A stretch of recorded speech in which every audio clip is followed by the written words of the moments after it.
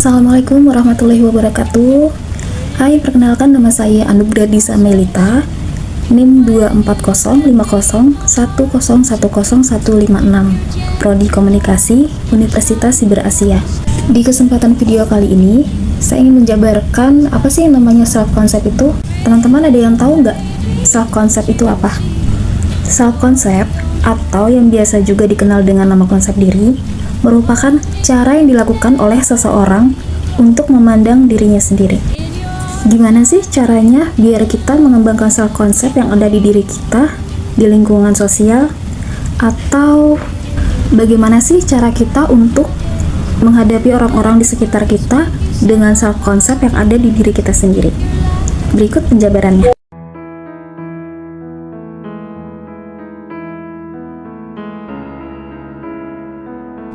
Semakin dewasa, kegiatan seseorang semakin dipenuhi rutinitas yang padat, bersamaan tingginya tekanan di dalam pekerjaan. Dan tak jarang hal ini membuat kita jadi lupa tentang identitas asli diri kita. Dengan kita mengenal self-concept yang ada di diri kita, maka akan mempengaruhi pandangan bagaimana kita melihat tentang tujuan keseluruhan di dunia, kegagalan, atau kesuksesan kita.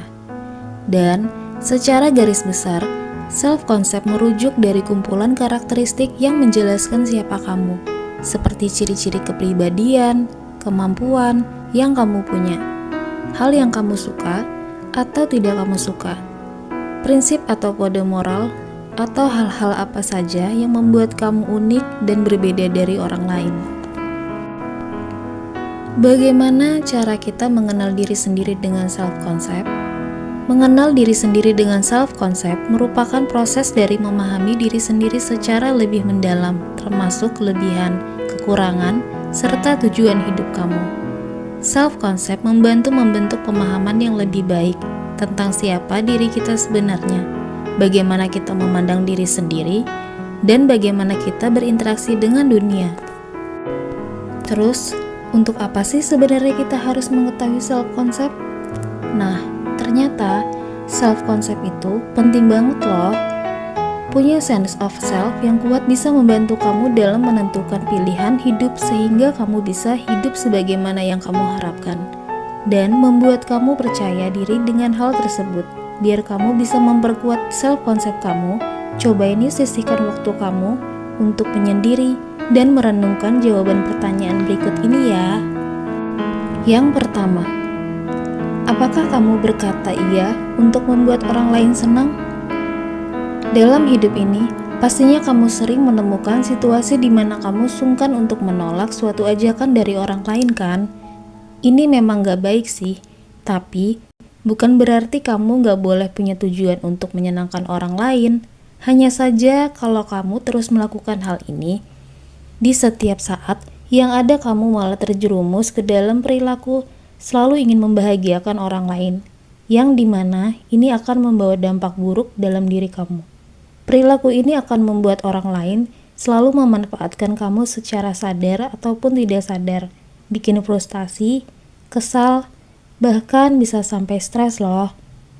Jadi, lebih baik apapun itu, kamu harus memikirkan kepentingan diri kamu dulu di atas kepentingan orang lain ya. Yang kedua, apa sih yang menjadi tujuan hidup kamu? Dengan memahami tujuan hidup kamu, itu membantu kamu untuk bisa melihat diri kamu sendiri dalam jangka panjang dan bagaimana kamu mau berkontribusi pada dunia. Yang ketiga, siapa yang menjadi panutan atau inspirasi buat kamu? Gak jarang, banyak yang menjadikan sosok artis, motivator, atau seorang penyanyi untuk dijadikan panutan atau inspirasi bagi hidup mereka. Semua orang punya hak masing-masing dengan siapa mereka menjadikan orang tersebut sebagai motivator hidup mereka. Namun, bagi saya sendiri, orang tua saya lah yang menjadi sumber inspirasi terbesar untuk hidup saya. Karena mereka sudah banyak berkorban demi pertumbuhan dan kesuksesan karir saya. Pertanyaan keempat, apakah yang membuat kamu merasa bahagia? Coba kamu pikirin. Nah, pertanyaan ini cukup spesifik kan? untuk diri sendiri. Alasan bahagia untuk setiap orang berbeda-beda. Ada yang bahagia dengan menjalani hobinya, meditasi, jalan-jalan, ataupun menjadi relawan dengan membantu sesama. Sebenarnya banyak hal yang bisa membuat kita bahagia, gak usah terlalu kompleks. Dengan dikelilingi oleh orang-orang yang kamu sayang aja, bisa mendeskripsikan banyak hal tentang diri kamu, tentang kebahagiaan. Kelima, apa saja kelebihan diri kamu? Percaya deh, setiap orang punya kelebihan masing-masing, tapi cuma mengetahui poin-poin kelebihan kamu itu aja belum cukup untuk memperkuat konsep diri kamu. Dengan mengembangkan dan meningkatkan kelebihan yang kamu punya secara konsisten dan berkala, itu penting juga untuk percaya bahwa dengan bantuan kemampuan kamu bisa mencapai semua tujuan yang kamu inginkan. Nah, itu semua beberapa dari pertanyaan-pertanyaan yang membuat kamu bisa memahami konsep diri kamu sendiri. Self-concept atau konsep diri terdiri dari 3 bagian. Yang pertama adalah ideal concept. Itu versi terbaik diri kamu. Yang kedua, ada self-image, berupa bagaimana kamu melihat dan mengenal diri kamu sendiri. Dan yang ketiga, ada self-esteem, berupa seberapa besar kamu bisa menerima, menghargai diri kamu sendiri. Terus, bagaimana sih kita bisa membangun self-concept yang positif? Pertama, dengan mengenal dan menerima diri kamu sendiri. Yang kedua, mengapresiasi kemajuan diri kamu, serta menciptakan lingkungan yang mendukung. Nah, teman-teman, tahu nggak gimana cara kita mengembangkan self-concept yang ada di diri kita, di lingkungan sosial? Yang harus teman-teman ketahui untuk mengembangkan self-concept diri sendiri yang positif di lingkungan sosial adalah dengan kamu harus memahami peran diri sendiri dalam berbagai konteks sosial dan gimana hal itu berpengaruh di dalam persepsi diri kamu. Yang kedua, selalu mengapresiasikan setiap kemajuan atau keberhasilan yang didapat oleh diri sendiri, bahkan sekecil apapun itu, sebagai bukti kemajuan atas diri kamu sendiri. Dan yang terakhir adalah dengan menjalin hubungan yang sehat, kita bisa selalu menempatkan diri kita dengan orang-orang yang selalu kasih dukungan untuk kita ya. Mereka adalah orang-orang yang selalu menerima dan menghargai diri kita dengan orang-orang yang selalu kasih dukungan untuk kita ya. Mereka adalah orang-orang yang selalu menerima dan menghargai diri kita apa adanya, membangun komunikasi, dan selalu berinteraksi positif, menghargai pendapat orang lain. Nah, karakteristik dari konsep diri sendiri ada 2 ya. Yang pertama, konsep diri yang positif, yang pasti akan memudahkan kamu di dalam lingkungan sosial dan cenderung memudahkan kamu untuk beradaptasi kepada semua orang.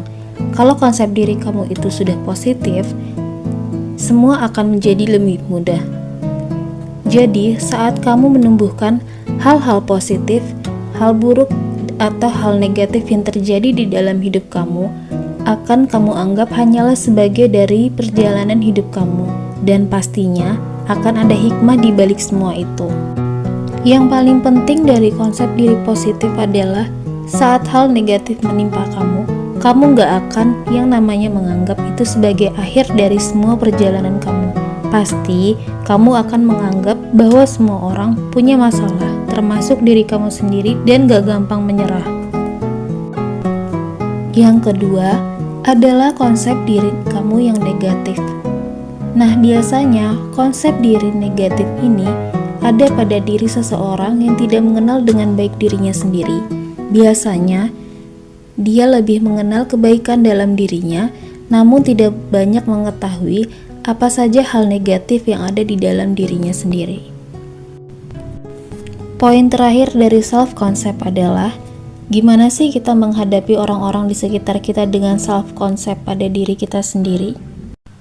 Menghadapi orang-orang di sekitar kita dengan self-concept yang kuat sama aja dengan kita bisa memahami dan menghargai diri kita sendiri, dengan selalu menempatkan diri di dalam konteks yang luas dengan orang lain. Ini juga melibatkan gimana kita berkomunikasi dengan nilai-nilai pribadi kita dan membangun kepercayaan diri sendiri.